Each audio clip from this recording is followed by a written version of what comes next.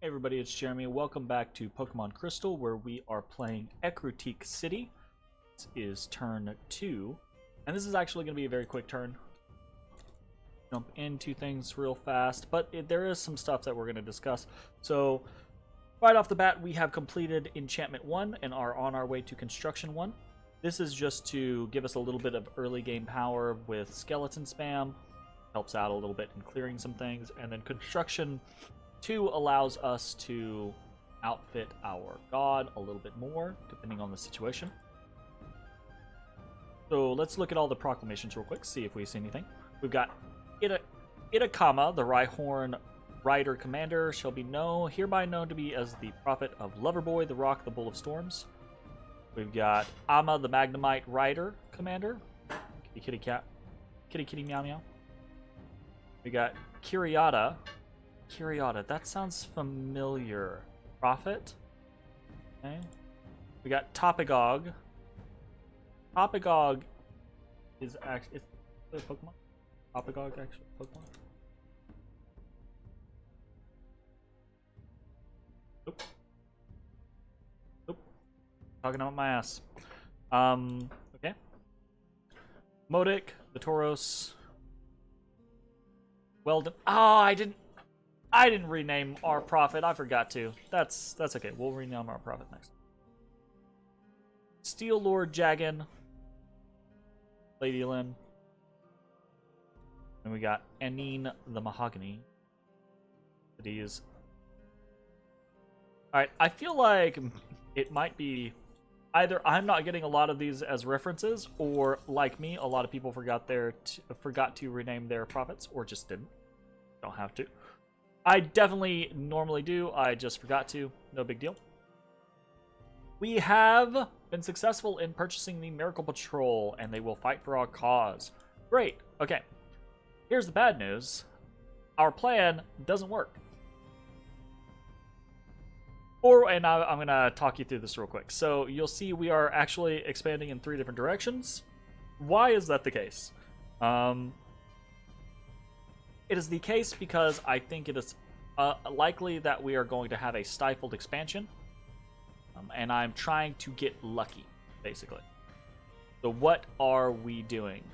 Well, the plan was to take the Miracle Warden and his 10 Starmie Riders, and then pack up Toral Beg here with as many Ghastlies as we could. Might note that only 17 Ghastlies are going with her.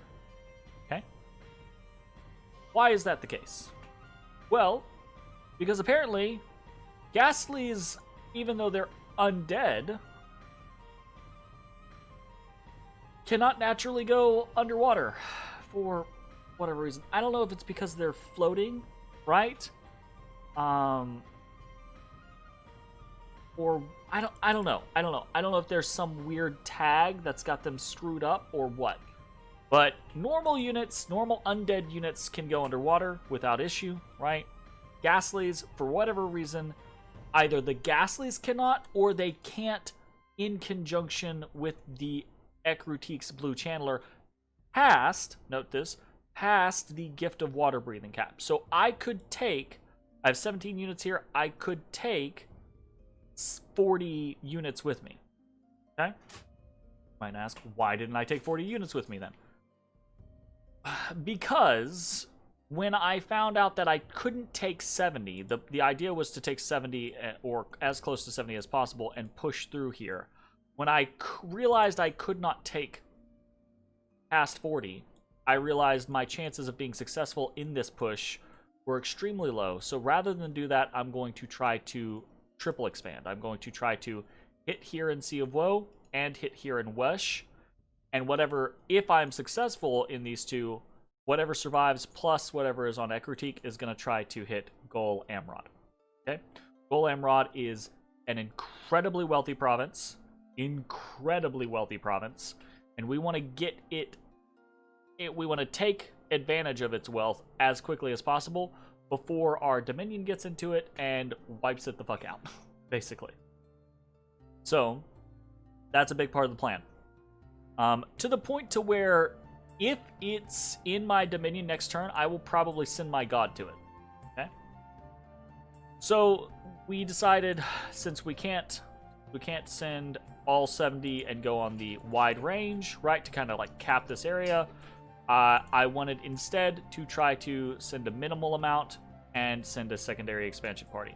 So we're attacking here in Sea of Woe, which is relatively small. There's only 20 swimmers here, and my hope is that the combination of Starmie Riders, which are actually decent, right, with their Psy Wave attack, they're actually decent, and in melee, they're not too bad.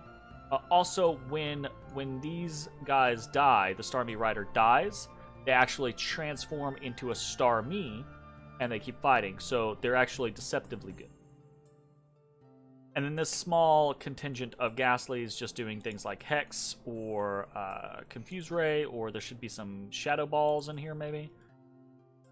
Nope. Hypnosis. Whatever. Yeah, so that's what the plan is there.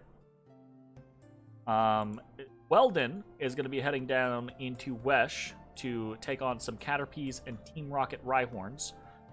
The Caterpies are kind of more the issue in that scenario. The Team Rocket Rhyhorns don't have magic attacks. They tend to go down okay, because things like Shadow Ball are armor negating, right? Lick is armor piercing and has paralysis. But it is likely that we're going to lose a whole bunch of these, so we'll see. And then our god, Casper, is actually going to head up into Lilidor. And the reason why Casper is heading up into Lilidor is, one, I think this is probably Yanma's and Sandslash's. I think it's probably a Glamored army. Okay? Casper should be able to take them on.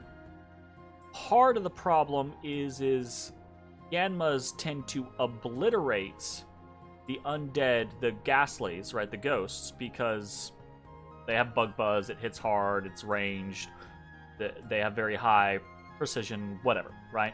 They tend to obliterate the ghost armies. Casper should be able to take them on with his small contingent of Gengars being blessed, and with reanimation and just his own abilities, he should be able to take them on. If he doesn't, if he dies, well, this is going to be probably a very short game for us. So, we'll see. That's kind of the scenarios of taking a Titan chassis or an expander that isn't like super safe, super guaranteed. So that's kind of that situation. And then recruitment-wise, we're grabbing an Ecruteak City medium.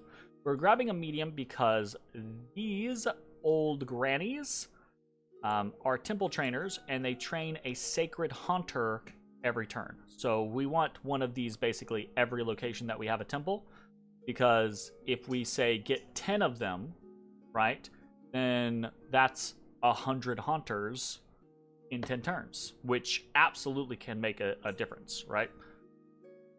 That's pretty good.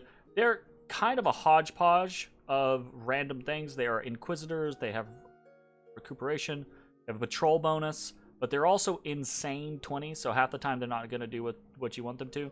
They're blind, they have Spirit Sight, they have Fortune Teller, they have Defense Organizer, they have Inspirational, they have Taskmaster. They're all over the place. These are really weird units, and these are kind of like quintessentially... I think these are a good example of the Pokemon mod having too much stuff going on too many units. I definitely think, like, this should be, like, half of the stuff.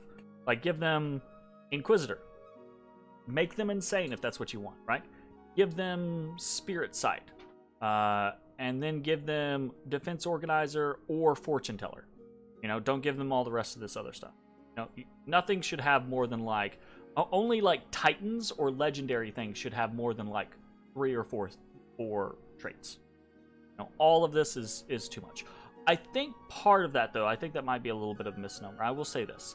Part of that is because of things like the Temple Trainer and the Taskmaster, which almost everyone has, and then you have Old added to the mix. So there looks like there's more going on here than there is, but it's something that I think is inherent throughout the mod, right? There's so much stuff going on with so many commanders. And aside from the medium, we are going to be getting a Kimono Woman. Kimono Womans are decent leaders, basically. They're undead leadership 80. Very cheap recruitment. They recruit a ghastly each turn, but they require a temple, and you can only do 1 temple recruitment per temple, basically. So we will not be using them. They're just cheap, easy leadership is what they are. They're also, and this is important, stealthy and inspirational. The inspirational is actually kind of good for other units. Like if you do end up picking up non-ghost units, not undead units, then the inspirational actually helps because they have leadership 0, so they're not good leaders. But you can put like items on them to have them be leaders. So the inspirational helps make up for that type of stuff. But they're pretty simple in that they're just really good, cheap, undead, stealthy.